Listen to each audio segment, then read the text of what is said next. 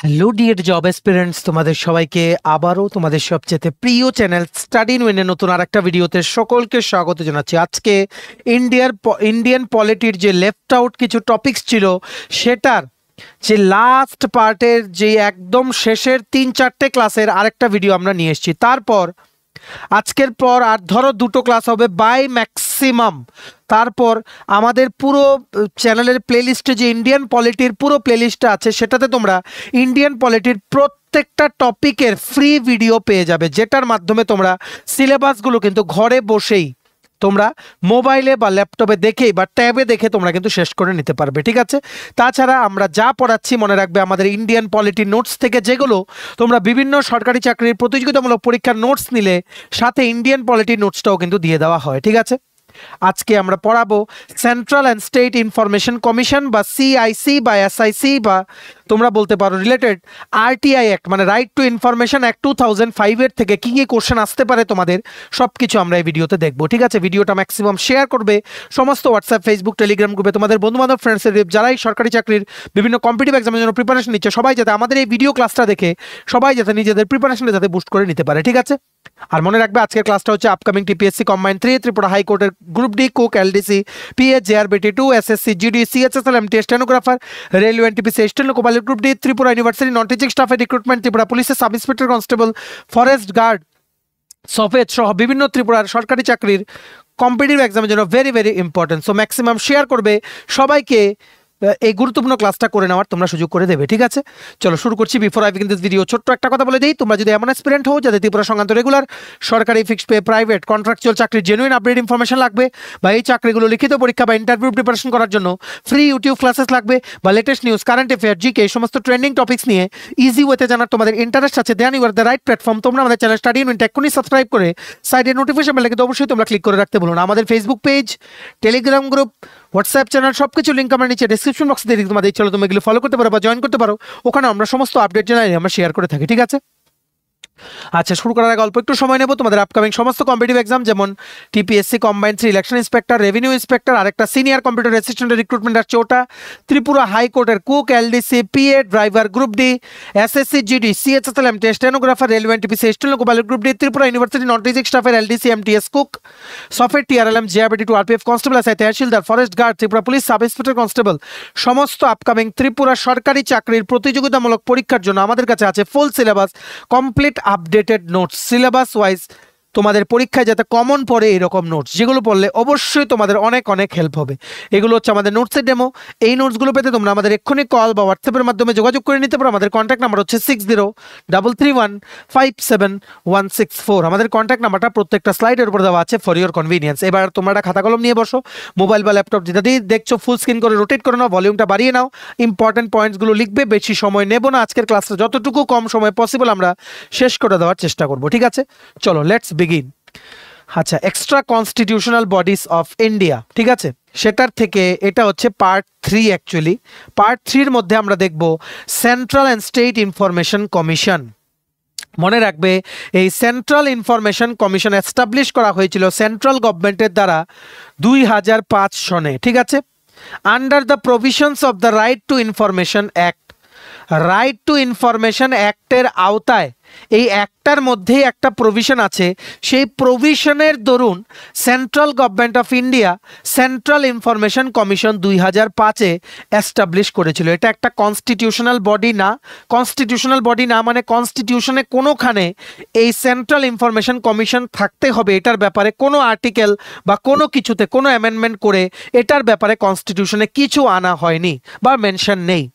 তাছাড়া this is a statutory body. Statutory body মানে it is established by law, আইনের দ্বারা স্থাপিত বডি এটা সেন্ট্রাল ইনফরমেশন কমিশন, যেটা জনসাধারণের রাইট টু ইনফরমেশন যে অধিকারটা আছে সেটাকে সেফগার্ড বা প্রোটেক্ট করতে কাজ করে। বুঝতে পেরেছো? এই সেন্ট্রাল ইনফরমেশন কমিশনে থাকে একজন chief information commissioner plus members থাকেন, কিন্তু মেম্বার্স কিন্তু it should not be more than 10 members, ঠিক আছে। Chief information commissioner plus information কমিশনার্সরা থাকেন, যিনাদের সংখ্যা অবশ্যই 10-এর বেশি কিন্তু হতে পারবে না, ঠিক আছে। বর্তমানে যিনি chief information commissioner of India আছেন ওনার নাম হচ্ছে Shri Hiralal samaria. Tripura state chief information commissioner হচ্ছেন শ্রী বিএস মিশ্রা। বুঝতে পেরেছো? তোমাদের কিন্তু মানে বিএস মিশ্রা হচ্ছে বিনয় শঙ্কর মিশ্রা, উনি হচ্ছেন স্টেট চিফ মানে ইনফরমেশন কমিশনার অফ ত্রিপুরা। ঠিক আছে, একটা হচ্ছে সেন্ট্রাল ইনফরমেশন কমিশন সিআইসি আর একটা হচ্ছে স্টেট ইনফরমেশন কমিশন এসআইসি। ঠিক আছে, মনে রাখবে এই সেন্ট্রাল ইনফরমেশন কমিশনের যেই চিফ ইনফরমেশন কমিশনার প্লাস এই যে ইনফরমেশন কমিশনার বা মেম্বার্স বলা হয় যাদেরকে, এদেরকে অ্যাপয়েন্ট করে প্রেসিডেন্ট অফ ইন্ডিয়া বা রাষ্ট্রপতি। ঠিক আছে, কিন্তু রাষ্ট্রপতির অ্যাপয়েন্টমেন্ট করার আগে অ্যাপয়েন্টেড বাই দ্য প্রেসিডেন্ট ওনার কিন্তু রিকমেন্ডেশন নিতে হয় একটা কমিটি থেকে যে কারা কারা হবেন। এই কমিটির কারা মেম্বার থাকেন? কমিটির মেম্বার থাকেন prime minister Shri Narendra Modi as the chairperson থাকেন এই কমিটিটার প্রাইম মিনিস্টার শ্রী নরেন্দ্র মোদী। ঠিক আছে, লোকসভার লিডার অফ অপোজিশন থাকেন। ঠিক আছে, আর একজন ইউনিয়ন ক্যাবিনেট মিনিস্টার যিনাকে প্রাইম মিনিস্টার নমিনেট করে, ওনারা এই কমিটির সদস্য। এই কমিটিটা কি করে?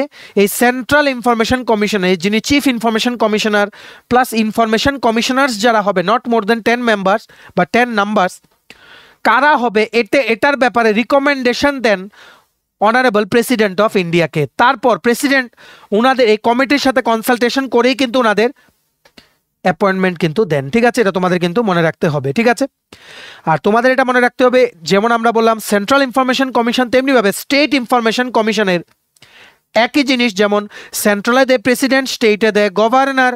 রিকমেন্ডেশন অফ এ কমিটি হয় যেখানে থাকে অনারেবল চিফ মিনিস্টার, উনি থাকেন chairperson. Tripura state information commission অপোজিশনের লিডার থাকেন প্লাস চিফ মিনিস্টারেরই ক্যাবিনেটের একজন মন্ত্রী ওখানে কিন্তু থাকেন। এই কমিটিটাই গভর্নরকে সাজেস্ট করে, রিকমেন্ড করে যে ত্রিপুরা স্টেট ইনফরমেশন কমিশন অফিসে যিনি হবেন chief information commissioner plus information commissioner, ওনাদের নামগুলো কিন্তু রিকমেন্ড করেন। ঠিক আছে, মনে রাখবে সেন্ট্রাল ইনফরমেশন কমিশন বা স্টেট ইনফরমেশন কমিশনে যেনারা থাকবেন আপ টু 65 বছর বয়স পর্যন্ত ওনারা থাকতে পারেন। আর ওনাদের যে টেনিউরটা কতদিন পর্যন্ত থাকবেন একটা পোস্টে, সেটা স্টেট গভর্নমেন্ট বা সেন্ট্রাল গভর্নমেন্টের যারা কিন্তু ডিসাইড করা হয় for state information commission and central information commission. ঠিক আছে, তোমাদের কিন্তু এটাই মনে রাখতে হবে। আর মনে রাখবে এই যারাই চিফ ইনফরমেশন কমিশনার বা মেম্বার্স থাকেন, দে আর নট এলিজিবল ফর রিঅ্যাপয়েন্টমেন্ট। কোনো রিঅ্যাপয়েন্টমেন্ট ওনাদের কিন্তু হয় না। ঠিক আছে, স্টেট ইনফরমেশন কমিশনটা কমপ্লিটলি স্টেট গভর্নমেন্টের দায়িত্ব এটাকে কনস্টিটিউট করা। ঠিক আছে, স্টেট ইনফরমেশন কমিশনেরও একজন চিফ ইনফরমেশন কমিশনার থাকেন যিনি আছেন Binay Shankar Mishra. Tripura state information commissioner, chief information commissioner, অনেকদিন পরে কিন্তু এটা ফিল আপ করা হয়েছে, এই পোস্টটা অনেকদিন কিন্তু ভ্যাকেন্ট ছিল। তাছাড়া ইনফরমেশন কমিশনাররা থাকেন যিনা নাম্বারটা it should not be more than 10 নংস। SIC members are appointed by governor. State information কমিশনের মেম্বারদেরকে অ্যাপয়েন্ট করে গভর্নর বা রাজ্যপাল। আমরা তোমাদের বলেছিলাম প্রেসিডেন্টের ইউনিয়নে যে কাজ, রাজ্যপালের স্টেটে কিন্তু সেই কাজ। ঠিক আছে, এইবার তোমরা চলে আসো এই কমিশনগুলোর মেইন কাজ কি। মেইনলি হচ্ছে আরটিআই, রাইট টু ইনফরমেশন, জনসাধারণের সব কিছুর ব্যাপারে ইনফরমেশন জানার অধিকার। In order to ensure transparency, সেই জনসাধারণের এই অধিকারটাকে সেফগার্ড বা প্রোটেক্ট করার দায়িত্ব হচ্ছে সেন্ট্রাল অ্যান্ড স্টেট ইনফরমেশন কমিশনগুলো। ঠিক আছে, ওনারা কি করে, সেন্ট্রাল বা স্টেট ইনফরমেশন কমিশনের যে কমপ্লেন্টসগুলো যায়, কিসের কমপ্লেনগুলো যায়, আরটিআই অ্যাক্ট 2005-এর আন্ডারে যে কমপ্লেনগুলো যায় ওনারা ওইগুলোতে এনকোয়ারি করেন। কোনো মানুষ থেকে যদি কোনো কমপ্লেন যায় আরটিআই অ্যাক্ট 2005-এর আওতায়, ওইগুলো ওনারা এনকোয়ারি করেন। ঠিক আছে, তাছাড়া ওনাদের কিন্তু সুও মোটো পাওয়ার আছে। সুও মোটো পাওয়ার মানে আগে থেকে কোনো মানে কি বলবো, ওনারাই স্টার্ট করতে পারেন এনকোয়ারি, আগে থেকে কোনো কোর্ট অর্ডার লাগবে না। এটা হচ্ছে সুও মোটো পাওয়ার। ঠিক আছে, যে কোনো ব্যাপারে ওনারা এনকোয়ারি স্টার্ট করতে পারে। They can order an enquiry in any matter যদি রিজনেবল কোনো গ্রাউন্ড যদি থাকে, কোনো রিজনেবল যদি মানে কি বলবো, যদি কোনো মানে একটা থাকে, মানে রিজন থাকে, একটা যুক্তি থাকে যে ওদের শুরু করাটা দরকার, তাহলে without obtaining court's permission information commission কিন্তু এনকোয়ারি কিন্তু স্টার্ট করতে পারে। This is their suo motu power, SUOMOTO। ঠিক আছে, আশা করি তোমরা বুঝতে পেরেছো। আর যখনই এই সেন্ট্রাল স্টেট ইনফরমেশন কমিশন কোনো ম্যাটার নিয়ে এনকোয়ারি ওনাদের যখন চলে, সিভিল কোর্টের যেই পাওয়ার, একটা সিভিল কোর্টের যে পাওয়ার, ওনাদেরও কিন্তু সেম পাওয়ার কিন্তু চলে আসে। ঠিক আছে, সিভিল কোর্টের যে পাওয়ার ওনাদেরও কিন্তু সেম পাওয়ার চলে আসে। ঠিক আছে, আমরা পুরোটা জিনিস বোঝাতে পেরেছি, এতটুকুই তোমাদের সেন্ট্রাল স্টেট ইনফরমেশন কমিশন থেকে তোমাদের আসবে। ঠিক আছে, তেমনিভাবে রেজিগনেশন, অ্যাপয়েন্টমেন্ট যেহেতু করে প্রেসিডেন্ট আর গভর্নর সেন্ট্রাল স্টেট ইনফরমেশন কমিশনে, তেমনিভাবে রেজিগনেশন ওনারা যদি রিজাইন করে, চিফ ইনফরমেশন কমিশনার বা ইনফরমেশন কমিশনাররা, ওনারাও কিন্তু রেজিগনেশনও কিন্তু ওনারা সাবমিট করবেন to the president and to the governor. ঠিক আছে, আশা করি তোমরা বুঝতে পেরেছো, আর তোমাদের বোঝার দরকার নেই। মনে রাখবে এখানে তোমাদের এই যে কমিটিটা, এখানে কিন্তু 3 জন মেম্বার থাকে for selection of the, for recommendation of the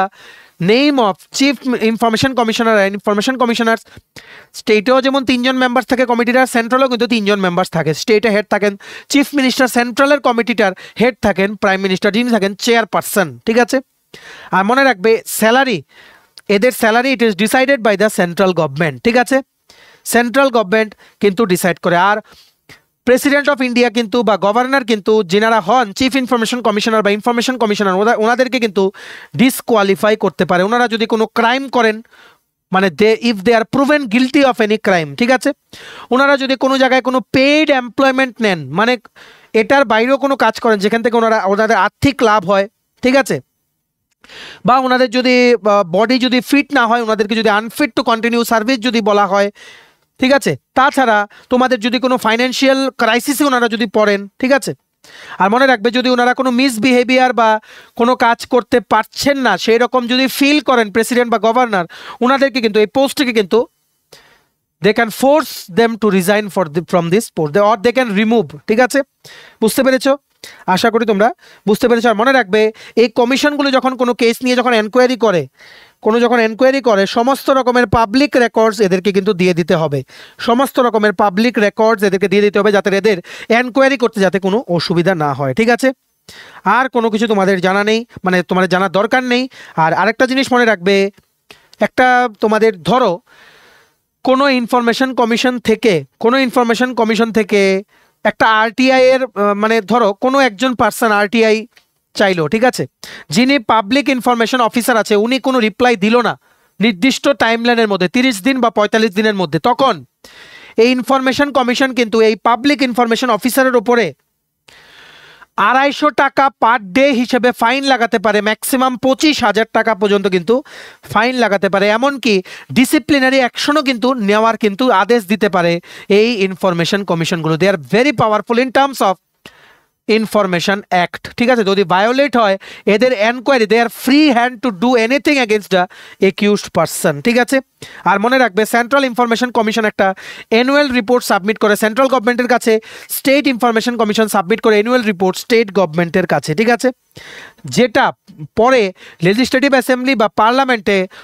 পার্লামেন্টে দুটো হাউস প্লাস লেজিসলেটিভ অ্যাসেম্বলিতেও কিন্তু সেটা কিন্তু মানে তোমাদের কি বলবো, মানে এখানে কি করে প্রভিশনস করা হচ্ছে, কি কি কাজ করছে এই ইনফরমেশন কমিশনগুলো, সবগুলো কিন্তু ওইগুলো কিন্তু এখানে বলা হয় বা সবাইকে ইনফরমেশন দেওয়া হয় অ্যাবাউট দ্য রিপোর্ট। ঠিক আছে, আশা করি তোমরা বুঝতে পেরেছো। আর যদি কোনো কেউর মানে গাফিলতিতে কোনো ইনফরমেশন কেউ না পায়, দেন ফাইন তো দিতেই হবে, প্লাস ইমপ্রিজনমেন্টও কিন্তু হতে পারে, মানে জেলও কিন্তু খাটতে হতে পারে। ঠিক আছে, this is such a serious act.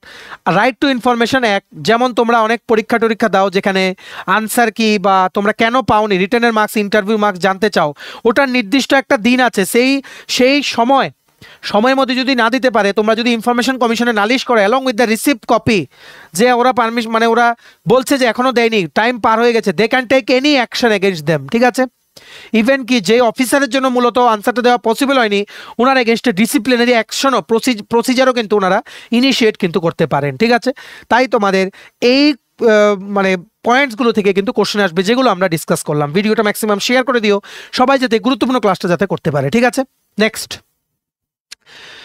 Next দেখে রাখো, যেটার কথা এতক্ষণ বলছিলাম, যেটার ইমপ্লিমেন্টেশনের জন্যই, প্রপারলি ইমপ্লিমেন্টেশনের জন্য আর পাবলিকের রাইট টু ইনফরমেশনের অধিকারটাকে বাঁচিয়ে রাখার জন্য ইনফরমেশন কমিশনসগুলো কাজ করছে। রাইট টু ইনফরমেশন অ্যাক্ট, ঠিক আছে, এই right to information act basically it started as a law in the year 1986। 1986 সনে রাইট টু ইনফরমেশন যে আইন ওটা স্টার্ট হয়েছিল, যেখানে supreme court, honourable supreme court একটা জাজমেন্ট দিয়েছিল মিস্টার কুলওয়াল ভার্সেস জয়পুর মিউনিসিপাল কর্পোরেশনের কেসে। এটা কিন্তু আসতে পারে পরীক্ষায়, ঠিক আছে, যেখানে সুপ্রিম কোর্ট ডাইরেকশন দিয়েছিল যে freedom of speech and expression, যেটা আমাদেরকে বলে আর্টিকেল নাম্বার 19 কনস্টিটিউশনের 19 নাম্বার যে আর্টিকেল বলে যে freedom of speech and expression, সেটা কিন্তু ক্লিয়ারলি বলে যে রাইট টু ইনফরমেশন কিন্তু সবার আছে, সমস্ত জনসাধারণের, ঠিক আছে।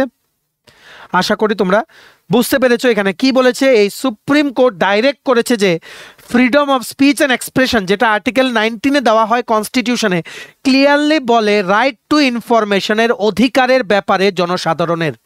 সেখান থেকেই আস্তে আস্তে চলে এসছে রাইট টু ইনফরমেশন অ্যাক্ট, যেটা 2005-এ পাস করা হয়েছে। সেটা রিপ্লেস করেছিল আগের ফ্রিডম অফ ইনফরমেশন অ্যাক্ট 2002টাকে। বুঝতে পেরেছো? এর বাইরে আর কিছু জানার নেই।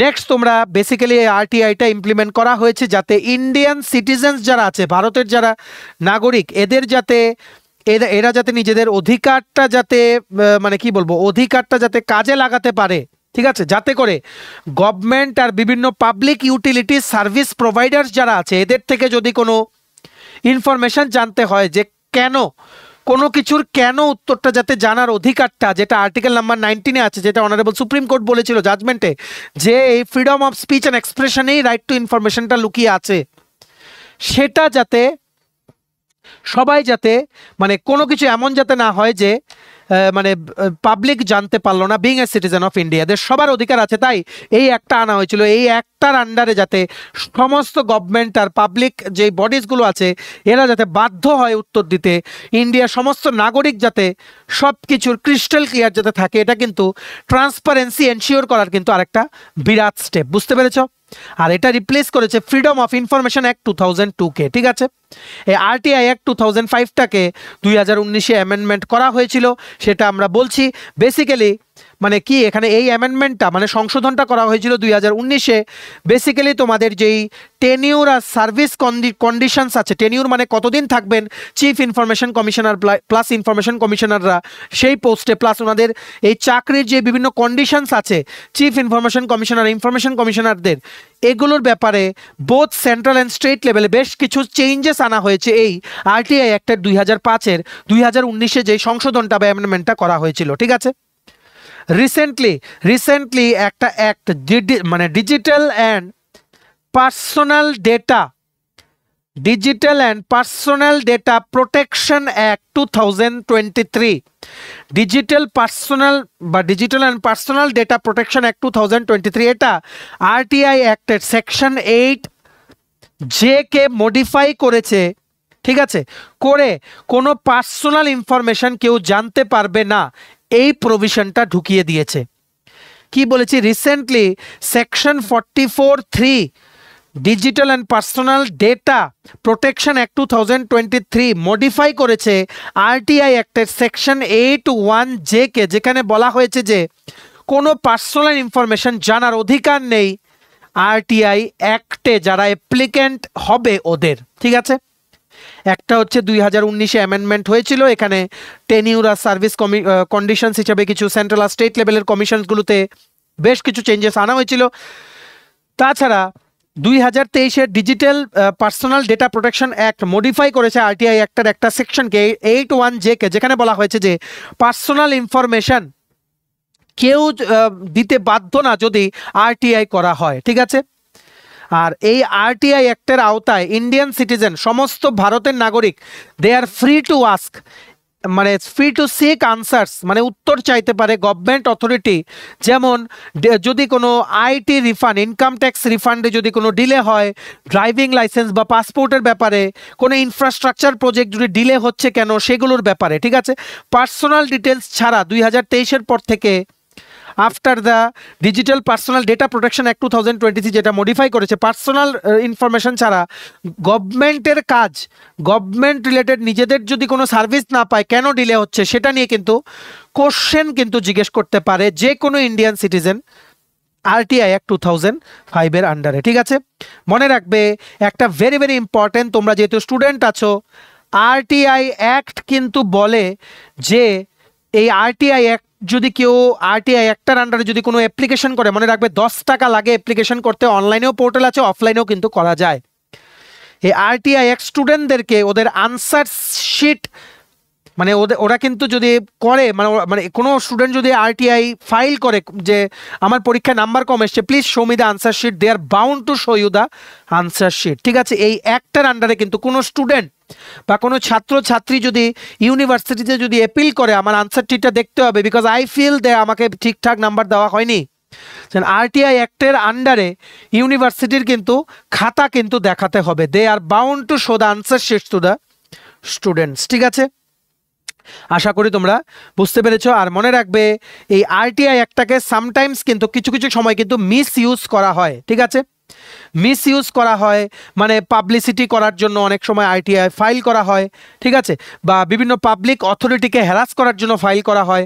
এগুলো বিভিন্ন চ্যালেঞ্জেস যেগুলো আরটিআই অ্যাক্ট 2005 এখনও কিন্তু এগুলো ফেস করে। ঠিক আছে, কিন্তু ওয়াইড স্প্রেড পভার্টি আর ইলিটারেসির জন্য, ইলিটারেসি মানে এগুলোর ব্যাপারে নলেজ নেই। ঠিক আছে, আরটিআই অ্যাক্টটাকে ফুললি কিন্তু এক্সারসাইজ কিন্তু এখনও কিন্তু ইন্ডিয়ার প্রত্যেকটা নুক অ্যান্ড কর্নারে কিন্তু করা পসিবল হয়নি। ঠিক আছে, আশা করি তোমরা বুঝতে পেরেছো। আশা করা যায় আরটিআই একটা অনেকটা ফ্লেক্সিবল হবে আর জনসাধারণকে আপকামিং দিনে ইন্ডিয়ার আরটিআই অ্যাক্টটাকে জনসাধারণকে অনেক হেল্প করবে, যাতে এদের মনে কোনো দিন কোনো ডাউট না হয় যে আমরা জাস্টিস পাইনি, সব কিছু কেনর হোয়াইর ওরা আনসার যাতে পেয়ে যায় in this through this RTI act. আশা করি আরও সংশোধন আনা হবে, যেগুলো আমরা টাইম টু টাইম তোমাদের কিন্তু আপডেট দিয়ে যাব। ঠিক আছে, পরীক্ষার জন্য ইনফরমেশন কমিশন আর আরটিআই অ্যাক্ট থেকে আর তোমাদের কিছু পড়তে হবে না। ঠিক আছে, চলো এই ছিল ছোট একটা ভিডিও। ক্লাসের ভিডিও লিঙ্কটা ম্যাক্সিমাম শেয়ার করে দিও বিভিন্ন হোয়াটসঅ্যাপ, ফেসবুক, টেলিগ্রাম গ্রুপে, তোমাদের বন্ধুবান্ধব ফ্রেন্ডস